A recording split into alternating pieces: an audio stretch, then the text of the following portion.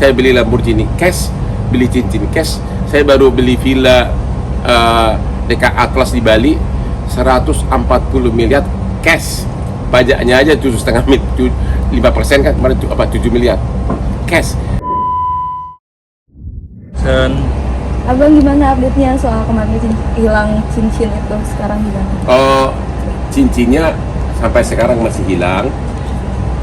Orang yang menemukan tidak mengembalikan, dan saya sudah rela karena itu bukan cincin yang mahal, itu yang paling murah, tapi paling sangat antik karena dia bentuk trompet gitu loh. Itu ciri khas gue kalau gini gitu. Dan saya udah pesan lagi dari Inggris, dari Itali. Dari Itali itu ya. Kira-kira harganya berapa bang? Harganya saya udah lupa, tapi itu paling murah kok, makanya saya nggak begitu stres. Ya, tapi yang sekarang dipesan itu apakah harganya semahal yang 12 M? Oh kalau enggak, karena itu kan hanya bentuknya yang mahal itu yang 12 M yang ini yang mahal ini. Kalau ini keras banget, nggak mesti jatuh ya. Ini kalau kemarin itu ada berlian saya yang rada longgar, jadi saya kasihlah trompet itu sebagai penghalang, jadi 2 cincin di anak jari. Ternyata waktu saya naik mobil begitu jalan buru-buru dari mall ke mobil, jatuh. Terus ada CCTV menunjukkan ada yang menemukan, berusaha mengejar gua. Tapi saya udah keburu jalan. Ya gua nggak ngerti, dia pasti udah nonton nih. Di mana-mana sudah dipublish, tapi kok nggak dikembaliin gitu loh. Ya udahlah, kalau memang sudah begitu pasrah aja. Nggak mahal kok, nggak mahal itu. Berarti emang nggak mau diperpanjang gitu ya? Nggak mau diperpanjang gimana? Orang jatuh, dia bukan mencuri, ya kan? Ya. Berarti untuk pemesanan si cincin yang terbaru ini kenapa beli sampainya di Itali gitu? Karena ini sama ini dia khusus bikin yang antik-antik gitu loh, kayak gini. Ini di Itali juga, ini dia lu satu pabrik sama ini. Nah jadi di Indonesia nggak ada.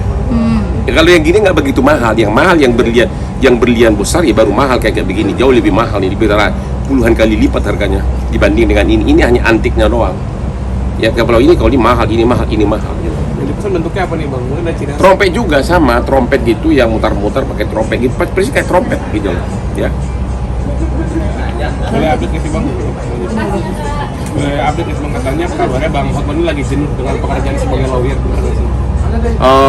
Iya sih, saya udah bukan sampai udah 38 tahun jadi pengacara. Kemudian sejak corona itu kan kita jarang ngantor kan.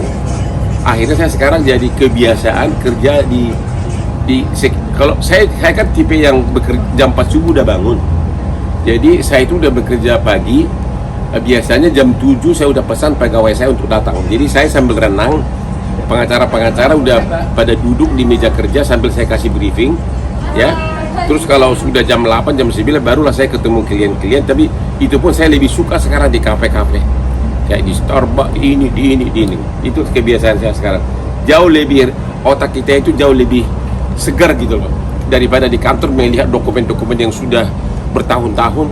Ya kalau dari mall ke mall itu enak sambil canda-canda, bahas kasus itu lebih segar. Dan saya kan sudah ibarat kalau karateka itu udah kayak dan 7 gitu loh, udah tingkat tinggi sehingga begitu diceritakan sesuatu saya tidak perlu lagi baca dokumen, langsung tahu arahnya kemana gitu. Tapi mungkin dalam waktu dekat ada rencana untuk pensiun nggak sih bang? Kalau untuk pensiun tidak akan ada, karena saya udah pernah coba pensiun di Bali, saya beli villa begitu banyak, tapi hidupku rasanya tidak berarti dengan nganggur-nganggur itu. Dan akhirnya saya back kepada filosofi, hidupmu itu hanya berarti kalau kau merasa diperlukan orang. Ingat itu, hidupmu itu akan berarti kalau kau merasa diperlukan orang. Sehingga saya kembali lagi ke profesi semula. Mungkin gimana sih cara bang Hotman refreshing lah ketika lagi jenuh sama pekerjaan? Yang jelas saya tiap pagi renang, ya. Yang kedua itu tadi, kalau terlalu bosan kerjanya, rapatnya di mall-mall. Yang ketiga, Jumat Sabtu saya pasti clubbing, karena saya salah satu pemegang saham di seluruh HWG dan Atlas Group, dan hampir sekali sebulan pasti ke Bali. Abang juga banyak di bisnisnya, apa nggak mau jadi bisnismen aja nih bang? Emang sekarang udah bisnismen dua-duanya. Pengacara itu juga bisnis kok, dua-duanya sudah. Ya sudah. Bang, abang juga terkenal dengan hidupnya yang glamor. Pernah nggak sih bang mungkin ada pengalaman milik hutang lah sama orang lain? Saya nggak pernah berhutang sama orang lain. Atau mungkin pernah dihutangin nggak sih sama orang? Nggak pernah dihutangin juga. Saya nggak pernah berhutang sama orang lain. Saya nggak pernah Saya nggak pernah berhutang sama orang lain. Saya tidak pernah beli barang mewah dengan cara mencicil atau beli atau ngutang. Selalu cash basis. Saya beli Lamborghini cash, beli cincin cash. Saya baru beli villa dekat Atlas di Bali 140 miliar cash. Pajaknya aja 7,5 5% kan kemarin 7 miliar cash. Saya nggak ada bakat untuk berhutang, dan karena memang hidup saya tidak munafik. Saya tidak mau pamer di atas kebohongan. Saya tidak mau pura-pura kaya tapi ngutang. Itu dari dulu hidup saya begitu. Mungkin pernah ada nggak sih bang, kan klien abang juga kadang ada yang artis juga, mungkin dia minta harga temen, pernah nggak? Kalau artis memang sebagian besar gratis. Sebagian besar artis gratis. Yang pernah bayar saya lumayan itu hanya 2 itu, Syahrini sama Inul. Kalau yang lain mah gratis. Apa yang kau harapkan dari orang gajinya sebagai artis saja paling berapa? Jadi kalau ada artis datang, saya nggak mau bicara honor lagi. Berapa bang? Ya udah deh, yang usah deh gitu. Kalau dibayar juga 25 juta, pasti gua pusing dengan angkanya gitu.